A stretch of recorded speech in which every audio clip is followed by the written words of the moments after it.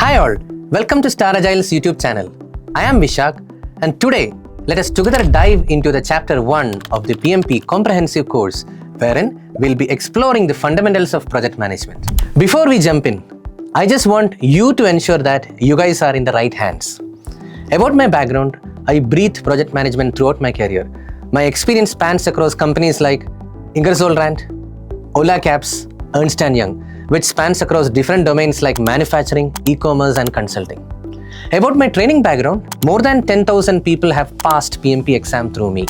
And the founder of PMP, Lee Lambert, lovingly calls me PMP production machine. So, whether you are stepping into the field of project management or you are already having a feeling that you are managing project, not leading it, I want to lead project with confidence. Like that, if you are stuck in your mind, I am here to take you to the destination. In this video, you will learn what is project and what is project management. What do we say as the 6 constraints of project management? Why PMP is a powerful career move for you? Am I eligible for PMP? And if yes, what is the examination criteria? What sort of questions? What is the breakup? Are you really serious about PMP getting certified by PMI? Click on the Star Agile course link below. I will be able to help you throughout this journey. Let's get this started.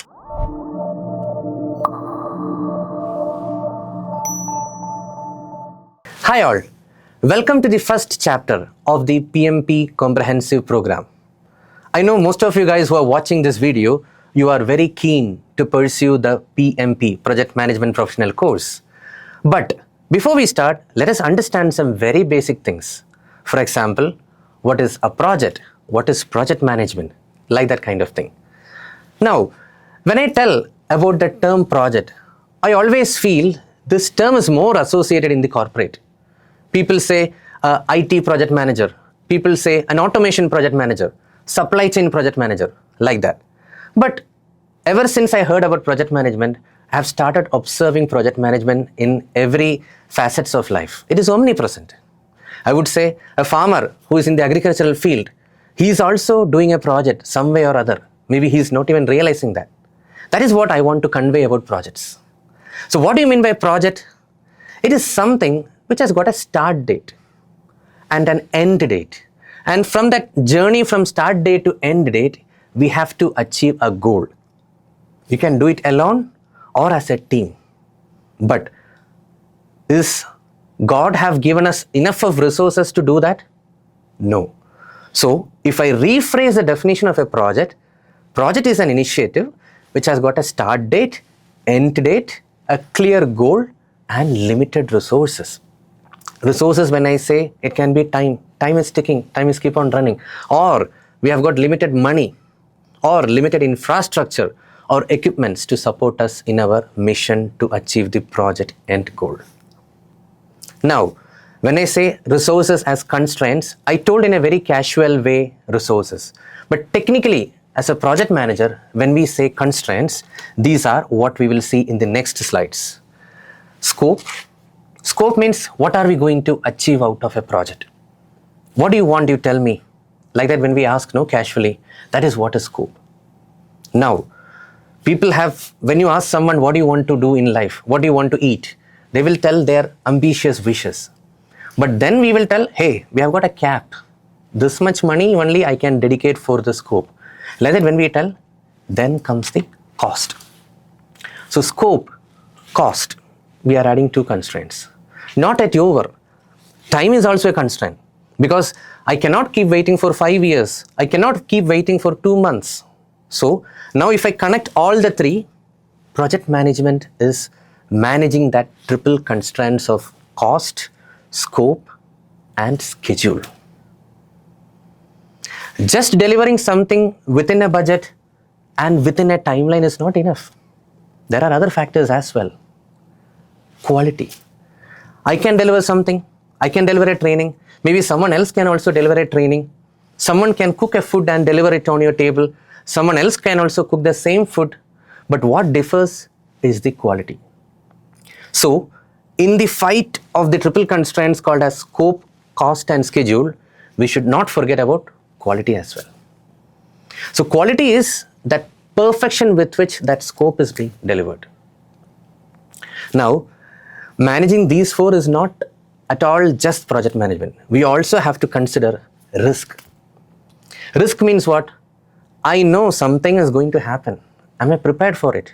Like that, when we check ourselves as a team, that is what I would say risk management. And finally, resources. Usually people connect cost with resources, but I would like to differentiate. Money is obviously a resource. Money can buy everything, but money cannot buy everything. The word everything, sometimes it's not possible. Some things are resource centric. So resources is also limited. Now, if we connect the dots, guys, please focus. We have got scope, cost, schedule, which are the three constraints. Along with that, quality, risk, and resources. So what is a project manager? He is a magician who is trying to connect all the 6 constraints. Not only just connect, beautifully juggling all the 6 constraints, and right from start to end, he's moving seamlessly without stress and delivering the end result with perfection. That is what I would say a project manager is all about. Now, that magical show of managing the triple constraints is what I would say project management. How do you navigate through different risks? How do you navigate without compromising the quality? Like that, when we are managing the project, that is when we say that project management is a methodological approach. It is not something which anyone can do. Some people, it comes as an intuition. But what is project management? It's a rigid framework which we learn, which we can apply in our day-to-day projects, where we come to know across some tools, some techniques by which we can better manage scope. We can better manage the schedule. For example, someone who is knowing project management, the way that person delivers a project, let's say constructing a building or delivering a new product, that will be more perfect than someone who don't know the art of project management. Now, you guys are here for the PMP certificate, the most sought after, the gold standard certification in the field of project management. Many of you guys will be knowing most of the benefits of PMP, but just to put in finger points, some obvious benefits I would say: salary boom. Obviously, it has been proven, there is a data from the PMI salary standards that people, the project managers who are PMP certified, they are earning a higher salary than the project managers who are not certified. And second point, it's a global recognized certificate. PMI, Project Management Institute, it has got PMP holders across the globe. Not even a single continent is there where there are no proud PMP certified holders. And thirdly, the job opportunities. These days in job portals, they have put it mandatory. PMP certification is mandatory, like that. That means the recruiters are understanding the value of PMP. And let's not simply tell it's only for the money, salary, for job opportunity, something like that. See, human mind is full of enthusiasm to learn something new. So this is a continuous learning opportunity. It has been quite a while, all of you guys who are watching this video, it has been quite a while since you graduated. So it's time to upskill. It's time to learn something new. So I would say continuous learning opportunity you get through once you enroll in a PMP program. Now, one more point is, as a project manager, we should also be aware about the risk management. Because I would say a project manager is someone who can forecast, who has got a cognizance of what can possibly happen wrong. So assessing the risk management is also one of the traits of a project manager. And maybe some of you guys who are watching this video, you will already be having a title as a project manager. But sky is the limit. Once you're done with this PMP certificate, you can aim for bigger, challenging projects. And ultimately, at the end of the day, experience and certification matters. So that is why many of the audience who are listening to this video are here for this project management course. Apart from that, it helps us how to resolve problems, problem-solving skills. The course takes a deep dive into problem-solving skills, root cause analysis, how to build a strong team, how to be a strong leader. And finally, let's be very honest, adding PMP to your name. It's a style. That's it. These are the top reasons why you should get PMP certified. Now, Regarding the eligibility criteria, I would say this course is not applicable for anyone who is a fresher. Hey, I just graduated in last year only. Can I try PMP? I would say no. Come on, go get some exposure in the corporate. You learn how things are messed up, how things are getting messed up, or if things are happening properly, share back to us. So without corporate experience, this course you cannot touch. So PMI recommends, Project Management Institute recommends that you should have an experience of driving projects of 3 years if you are a graduation holder having a graduation certificate. Now, if you are a diploma holder, then you should have 5 years of experience of leading projects. At this moment, I just want to clarify one thing. Your designation need not be a project manager, but you should have delivered projects. Maybe you can be a team lead. You can be a business analyst, but you have a stint of leading a team, delivering a project. That should be fine. But you should have demonstrated project management experience. So this is a mandatory criteria for you to enroll in this PMP program and get yourself PMP certified. Not only that, you have to attend a course which is taken by an authorized training partner like Agile and an authorized trainer like me. That is very, very mandatory. 35 hours of training completion is another mandatory criteria. If you have not enrolled with an authorized training partner, then you will not be able to apply. So just take a back step and see whether you fulfill the eligibility criteria, that is the work experience, that is what you have to check. Secondly, if you fulfill the work experience, what are you waiting for? Try enrolling in a good institute like Agile, what you are watching right now, the video, and make yourself PMP certified in the quickest possible time. Now, regarding the examination pattern, I would say very hard exam because it tests your emotional situational skills in 230 minutes. And in that 230 minutes, you are bombarded with 180 questions. I know most of you guys who are watching this video, it has been quite a while since you graduated from college. So let us be honest, our reading skills are pretty low. We cannot read the same way when we were in college or we were in school. Now we are good in something else. There is no doubt in that. We are good in automation, we are good in Excel, we are good in Power BI, but our deciphering skills, our reading and interpretation skills have come down. So why I say PMP is one of the toughest exams is because of this time constraints. 180 questions in 230 minutes. That means if you look at the average time, just check, let's sharpen your high school math. If you look at the average time, it is coming to 76 seconds. That's what we have per question. Average time. In that 76 seconds, you have to read through 4-5 paragraphs of the question, and mostly the PMP questions are multiple choice. There will be 4 to 5 choices. Each of the choices you have to read, and then finally you have to arrive at a correct answer. Come on, boy. It's a very tough task, but with the right mindset, you can crack this exam in the first attempt, in the shortest period of time, without going through tons and tons of book. This is what I recommend to all my students. Do you really need to go through the PMBOK? Not necessary.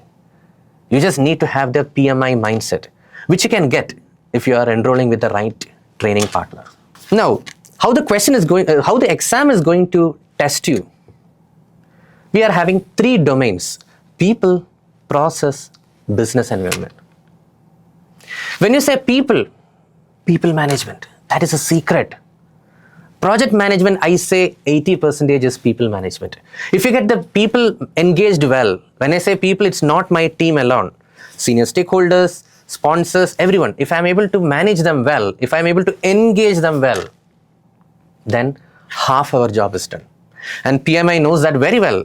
So that's why 42% of the domain questions is related to people.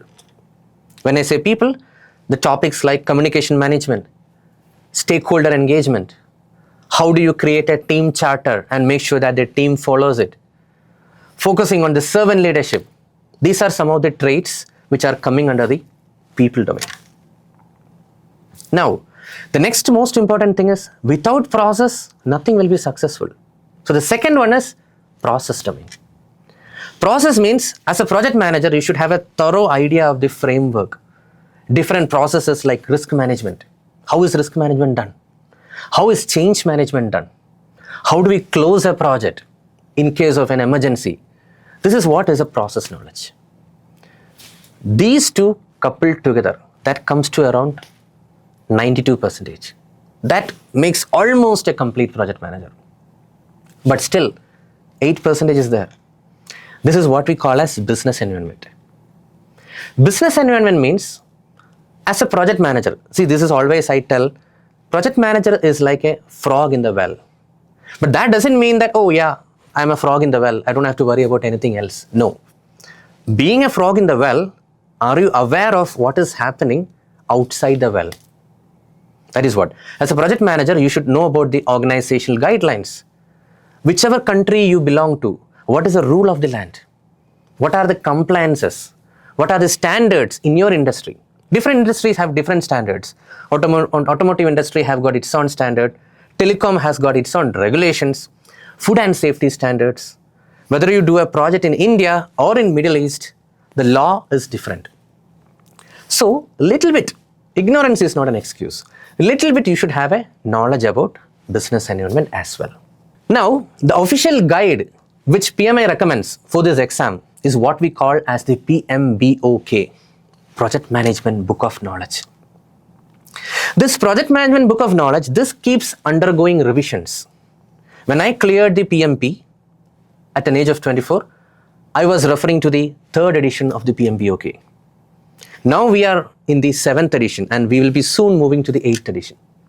Every edition brings some new knowledge to the entire project management fraternity.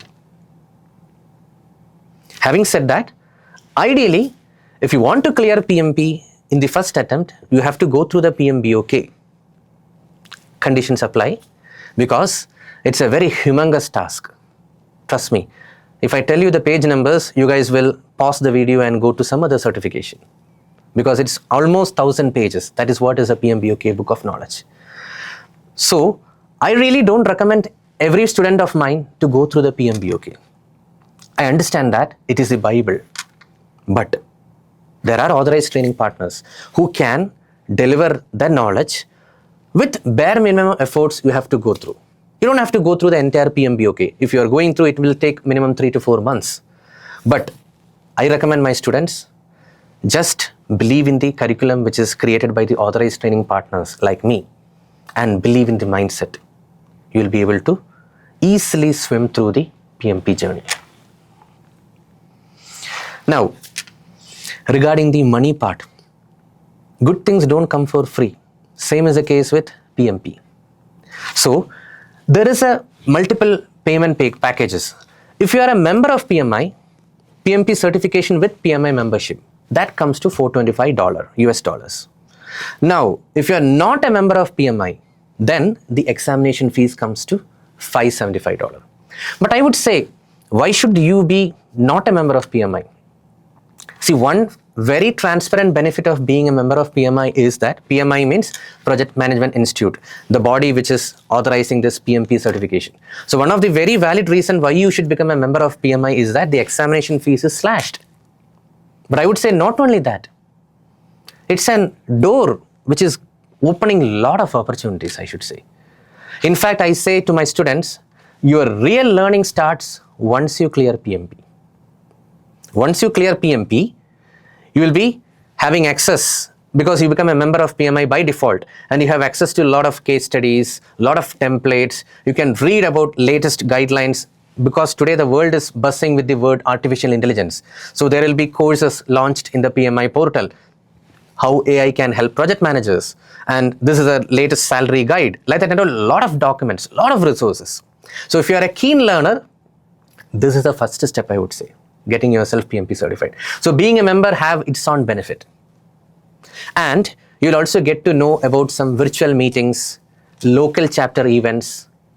Across the world, every big cities across the world, they have got a 1 or 2 chapters, PMI chapters. So they conduct local events where get together, networking or knowledge sharing, everything happens. So it's good to be associated with that PMI bandwagon. So it's good to be a member. Now, in case you are going for re-examination, then also there is a differential pricing. For PMI members, it comes to 275. For non-PMI members, it comes to 375. But you know what? I tell to my students, there is no what if. Why should there be a what if? I know what is that what if which is going through your mind. What if I fail in the exam? I would say, some things in life don't have a second chance. Think like that. This PMP exam is also like that. Why should you think about a second chance? Because I recommend that this is a project. Have you taken the first step in that project of getting yourself PMP certified? Then let the last step also be met in the right date. Don't let a hope, I will not say the hope, don't be hopeless telling that, what if I fail? Should I appear again? Like that and all, don't worry, but it's my responsibility to communicate to you that the reapplication or the re-examination fees is $275. And once you're done with this PMP, you cannot just, okay, I'm done with PMP, I can forget whatever about project management. It's not like that. You have to keep upgrading your knowledge. You have to be part of the ecosystem. For that, what you should do? You should keep renewing your certificate every 3 years. How do we renew? In 3 years, you have to accumulate 60 PDU. PDU stands for Professional Development Units. How you can accumulate it? Let me tell you, there is a very easy, lazy way. Sitting at home and listening to some podcast, some virtual meetings if you can attend from home. That is an easy, lazy way. But there is a good way wherein you can attend some PMI events or any other events related to project management. If you check with the event organizers, they will tell that, yeah, we are offering 6 PDUs for this event. We are offering 3 PDUs, like that they will tell. So if you attend those events, then also you can accumulate your PDUs. And by the time you clock your 60 PDUs, you have to renew your certification. If not renewed, the certification will be considered as suspended for 1 year. In 1 year also, if you do not renew, it is considered as expired. I don't think so you want this certificate to get expired because you yourself have put a lot of efforts and you understand the value of this certificate, how it helps in your corporate, how it helps in your job switching, etc. So don't let this certification expire. Okay, that puts an end to this session. Are you serious about PMP? In that case, please click on the Star Agile course link in the description and I will personally guide you through the entire PMP journey. By the way, did you like this video? Then don't forget to like and subscribe our channel. More videos are on the way. Thank you so much for watching and see you in the next video.